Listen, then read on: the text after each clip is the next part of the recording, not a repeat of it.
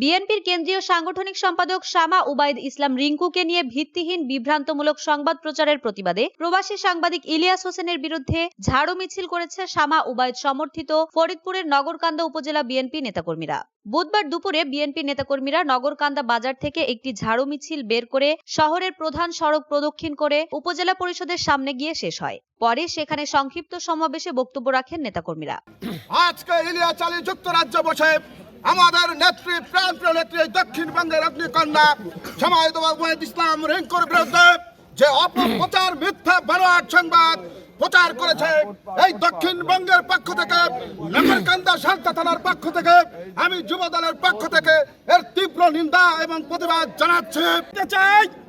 ইলিয়াস আলী তোমার গুড়াঘর কোথায় আর শামা উবাইদ ইসলামের গুড়াঘর কোথায়? শামা উবাইদ ইসলাম রিঙ্কু কার মেয়ে আর তুমি কার ছেলে? ধন্যবাদ।